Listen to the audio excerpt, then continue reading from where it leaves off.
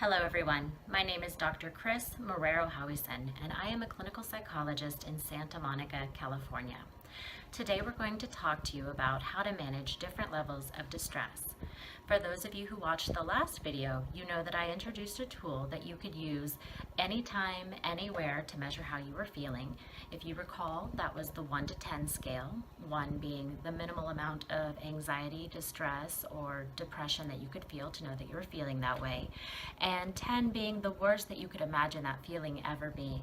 So remember when I mentioned that you would need to match your personal strategies for coping with the level of distress that you're experiencing. So that's what we're going to do today. All right, before we get started, I'd like to invite you to go to my website, marreropsychology.com, to download a customizable coping plan for you to use throughout this presentation. Once you get onto my website, you'll select Resources, then the Toolbox, and then the Coping Plan. If you're using your phone or away from a computer, it's okay to go ahead and just take some notes or go back to this at a later time. Now that you have the form downloaded, let's talk about setting the stage. I want to introduce one of these quotes that I really love. There are no secrets to success. It is the result of preparation, hard work, and learning from failure. I think this is just wonderful because one of the things that you're going to learn about how to more effectively cope with your distress is that sometimes your tools are going to work beautifully and sometimes they're not going to be very helpful. And instead of considering failure something that's bad or harmful, I'd like to introduce the idea that failure may be an opportunity for you to check something off your list and move on. Say, hey, thanks, I don't have to worry about that one anymore. All right, now going to the list. It's really important, as you'll see for number 1, to engage in daily self-care. And this is because in order to cope effectively, you need to have a strong foundation. If you don't have good sleep, if you're not eating good, nutritious food, if you're not getting sufficient exercise, it's going to have an impact on your ability to cope just across the board. So as often as possible, make it a point to take care of yourself, even if you're not feeling distressed and needing to use a coping mechanism. All right, number 2, have your supplies ready. Now, this may seem obvious, but I can't tell you how many times I've worked with a client and we've come up with the most beautiful, wonderful plans, only to find out that when things got tough, they didn't have, say, the book that they were going to use or the knitting needles that they needed to create a project. So make sure that whatever you decide to use for your plan, that you either carry it with you, have it around, or have it accessible in some other way. Next, I'd like you to consider sharing this plan with a friend, especially for some of the later stages when it's important to reach out and ask for help. And then lastly, you may not always want to carry a piece of paper with you everywhere you go. Some people find it comforting and some people can't remember to bring it with them. So I'd like to encourage you to take a picture of the plan with your phone so that you always have it, even when it gets really hard to remember. All right, so step number 1, I'd like you to consider what sorts of things you need to avoid when things are getting upsetting. Think about your history, think about other times that you've been distressed. What's made it worse? Perhaps it might have been picking a fight with a partner or going out and drinking. It really can be anything. Just kind of think about the story of your own life and what have you done that really just made the situation worse. Again, kind of along the same vein, what have you tried to use for coping that just wasn't effective? You know, I know a lot of people like to do things like take bubble baths or listen to music, and then other people find that those particular coping mechanisms upset them even further. So for you personally, what didn't work? And then lastly, to consider what things are just plain bad for you. You know, if you are having a really hard day and you know, for example, that you may go out and, I don't know, make decisions about sex that you wouldn't normally make or eat an entire pint of Ben & Jerry's ice cream. You know, try to avoid those particular things that you know that you do when you get upset. All right. Step 1, consider your low distress kind of your level 1. This is that place where you just need a little nudge and you'll be okay. And with all of these tools, it's okay to be creative. I certainly don't know all of them, and I'm always amazed at the creative things that people come up with that work for them. Some of the things that I really like to do, I'm a big fan of cognitive or thought tools. So let me show you a couple of these. You'll see that I'm having the feeling of ... So if I'm having a bad day or I'm feeling anxious or worried about something, I add a little bit of separation between myself and what I'm experiencing by saying, I'm having the feeling of anxiety right now. And that might not seem like a lot, but it's different than saying, I'm anxious. I'm not anxious. I'm just having the feeling of being anxious. Okay? And then another thing, I have a couple of tools that I use when I just remind myself of things, like I don't have to believe my thoughts. They could be random mental events. I may not have evidence to support that they're true. And then, of course, there are things like distractions that you can use. You can read a favorite book, watch YouTube, funny cat videos, call a friend to chat. It doesn't have to be about whatever it is that's upsetting you. It can just be about whatever. At this point, it's really just some things that you can do to boost your mood. All right, medium level of distress. Just one tool at this point is not going to cut it. You're getting pretty upset at this point. One of the things that a lot of people find success with is stacking their tools together. So whereas maybe at a lower level of distress, one tool will do beautifully, maybe at a medium level of distress, you try 3 or 4 or 10. You know, one of the things about really actively coping with things is that if you do, say, 10 coping mechanisms in a row, that eventually will start to work a little bit at a time. Now, one of the things I'd like to say is that you're not going to be able to bring your distress down from, say, a full-on 10 down to a 1. What I really want to help you do is really go from, say, an 8 to a 6 to something that's a little bit more manageable.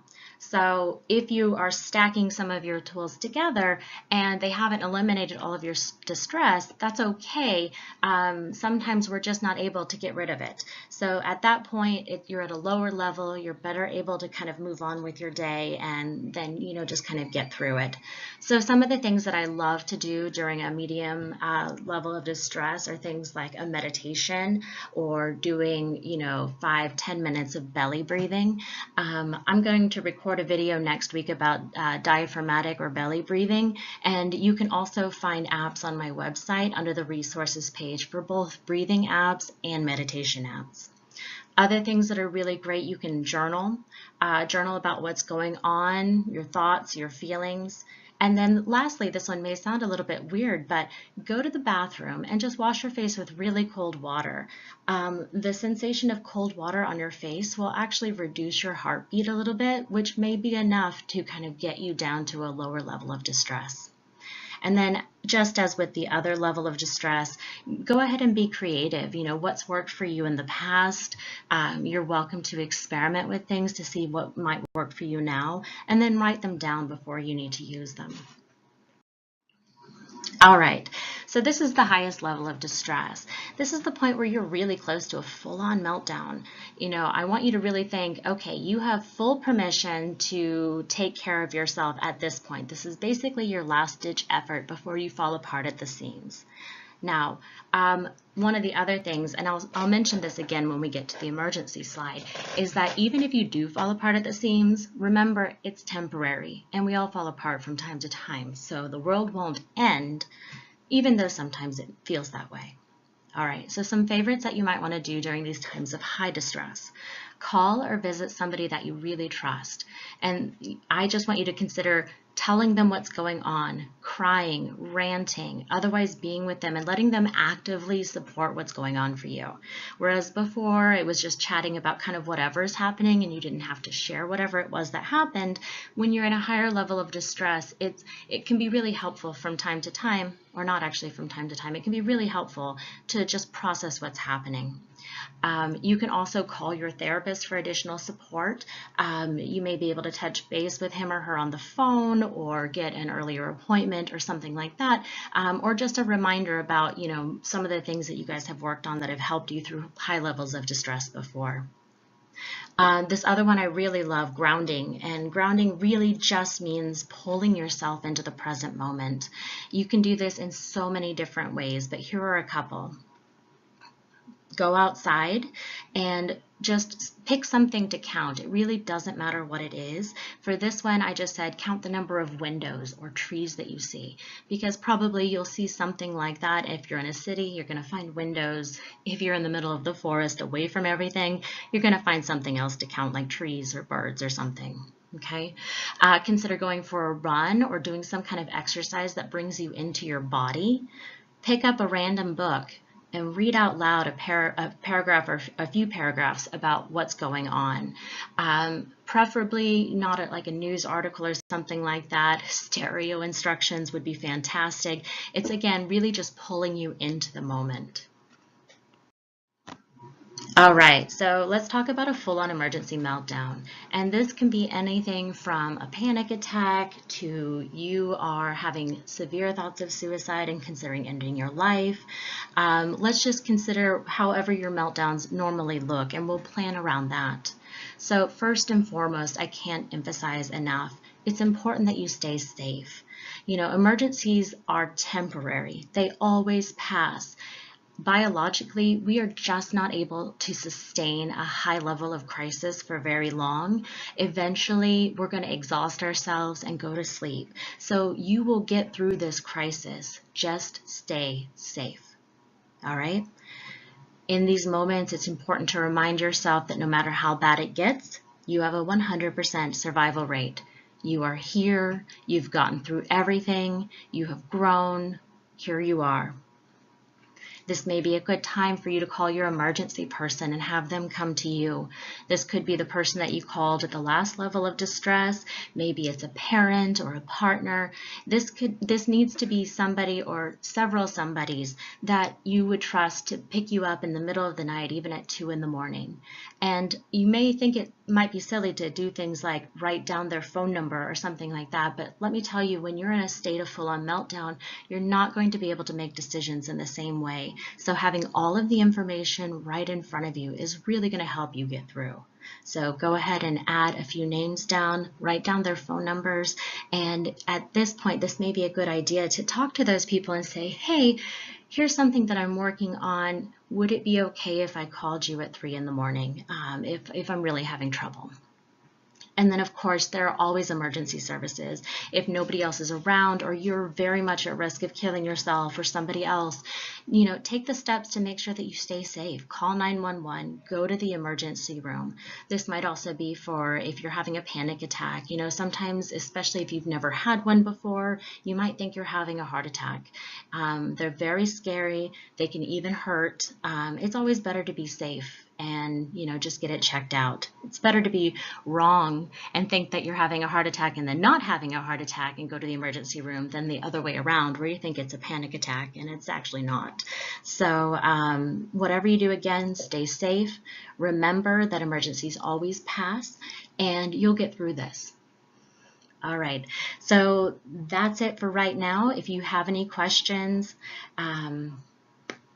as always, you're welcome to contact me, and thank you so much for watching.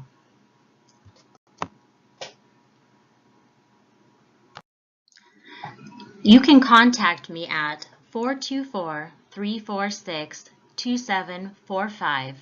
Email me directly at drchris@marreropsychology.com or use my contact form on my website, www.marreropsychology.com. Thank you so much for watching, and take care.